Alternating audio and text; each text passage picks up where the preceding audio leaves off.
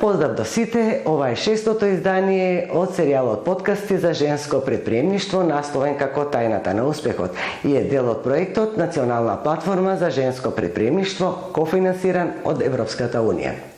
Во денешното издание наша гостинка е Данчо Чакаровска, успешен адвокат кој веќе 20 години ја создава и ја гради својата кариера.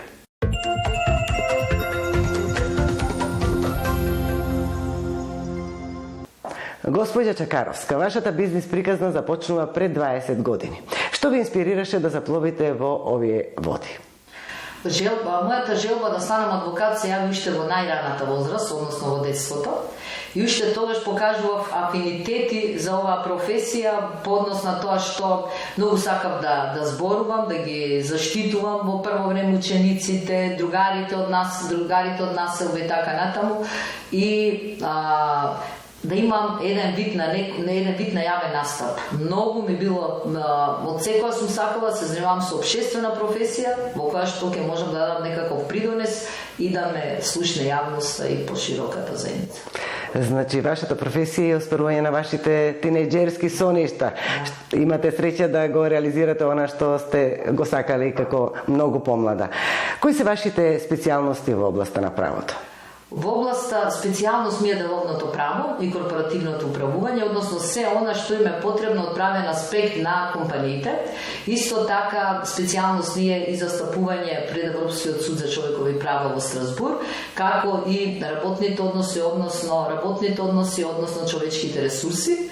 Консултант сме и на Европската банка за обнова и развој, која кофинансира проекти во делот на човечки ресурси. Во текот на вашата кариера учествувате на бројни обуки и семинари кои ги организираат светски правни организации. Кои се искуствата и што значи тоа значеше за вашата кариера?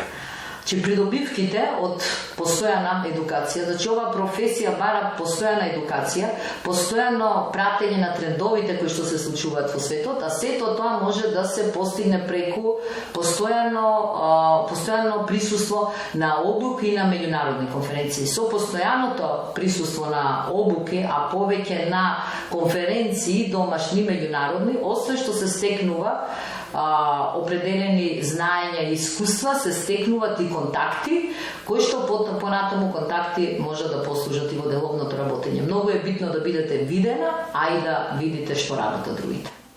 Вие сте ментор во програмата за развој на менаџерски и предприемнички вештини за развој на предприемништвото во Македонија.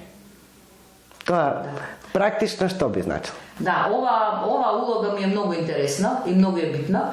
Многу е битно за компаниите, со стартап компаниите, односно компаниите кои што почнуваат со создавање на бизнис, затоа што преку менторирањето на бизнисот, односно преку менторирањето на собствениците кои чекори треба да ги превземат, се избегнуваат оние првични грешки, односно првични детски болести кои што се јавуваат во бизнисот. На тој начин, преку менторирање, младите предприемачи можат многу полесно да ги совладат бариерите и веќе да стекнуваат искуство од некој кој што тој пат го поминал и да го користат искуството на луѓето кои што веќе се успешни во таа област која што работат.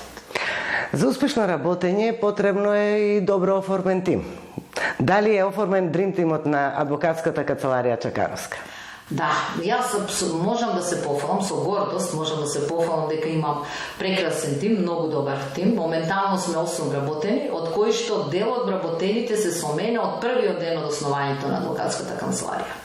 Сметам дека добар тим во оваа професија во адвокатурата е пресуден, затоа што кај нас капиталот го создава човекот. Ние сме персонално друштво каде што исклучиво капиталот, доброто работење на компанијата зависи од потенцијалот на работникот, односно од неговиот интелект и од користењето на сите негови способности.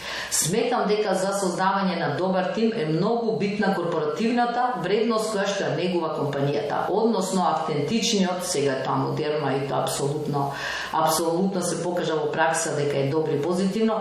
Автентичниот лидершип, каде што личните вредности на собственикот се компаниски вредности на компанијата, а истите тие вредности ги делат и вработените. За да има среќен и задоволен работник, мора вредностите на компанијата да представуваат и лични вредности на вработените.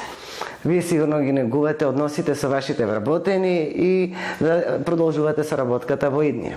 Да се биде успешна деловна жена, тоа значи да се сочувате со многу предизвици, да постигнувате успеси. Како успевате да го избалансирате службеното и приватното? Прво сакам да се осврнам на тоа дека оваа професија која што ние ја вршиме е повеќе адвокатурата е повеќе привилегија на мажите, односно е машка професија. Тоа во минатото беше апсолутно повеќе машка професија. Сега во последните 10 години тука се вклучуваат и жени кои што покажа дека се доста успешни во развивањето на професијата, меѓутоа сепак се работи за една тешка професија. Што подразбира тешка професија? Тоа подразбира професија каде што треба да работиш многу посветено, многу одговорно и бара многу голем труд. Тоа подразбира дека не дека жените ова можат полошо да го прават, дури сметам дека и жените се поодговорни и повредни од мажите, меѓутоа тука е семејството. Сега се јавува предизвикот како можеме во исто време да се справиме и да вршиме една тешка професија која што бара голем ангажман, а да не го запоставиме семејството. Тука е улогата на сопруга, мајка, домаќинка. Да, сопруга, мајка, домаќинка и така натаму. Тука е главниот предизвик и тука ако жената успее да го збалансира овој предизвик, може да се зборува за успешна жена. Ја во нашава професија конкретно не можеш да направиш јасна поделба меѓу приватниот и професионалниот живот, затоа што нашето ангажман не завршува со завршување на работното време. Ние можеме да направиме предмети, а не ги носиме дома, меѓутоа мислата за предметот го носиме дома, односно тој случајот секогаш негдека ни лебди во позадина во нашата свест.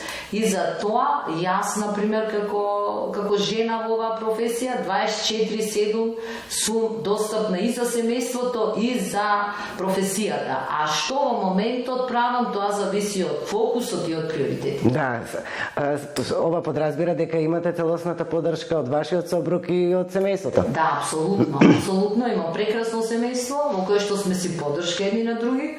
Аз сум мајка на 2 возрастни сина, од кои што поголемиот веќе 3 години работи во нашата адвокатска канцеларија. Значи ги следи вашите недостатки. Споменавте дека адвокатурата е или била повеќе машка професија. Дали за овој период додека вие работите сте се соочиле со одредени типови на дискриминација или пак самото тоа што сте жена во оваа професија ви дава дополнителна енергија?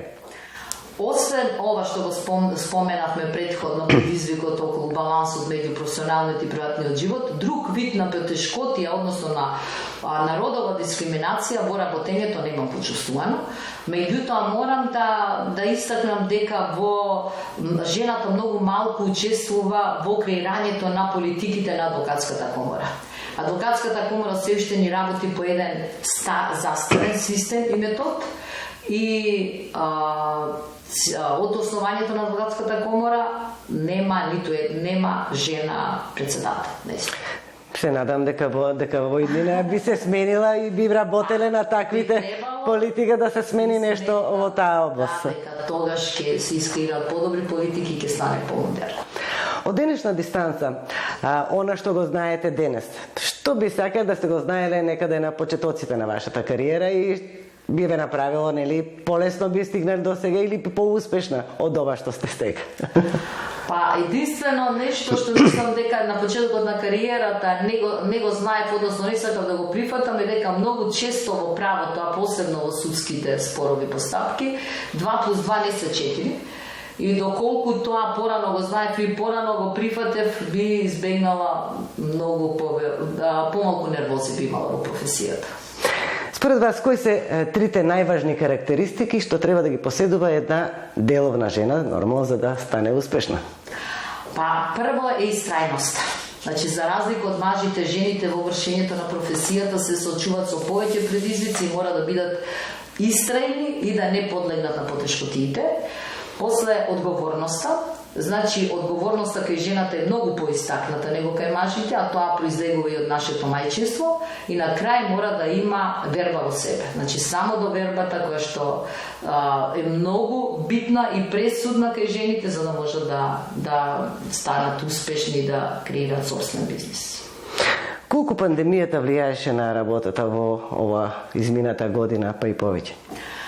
Пандемијата го промени начинот на живење воопшто, а посебно во нашата професија, од причина што многу од компаниите се соочија со економски последици и сето тоа се рефлектира и во нашата професија, во правната професија, и пречкани освен намалениот обем на работа и целокупните COVID протоколи, односно процедури, каде што не можеме да имаме личен контакт и така натаму, затоа што нашата професија изискува личен контакт да имаме со странките, да одиме во суд и така натаму.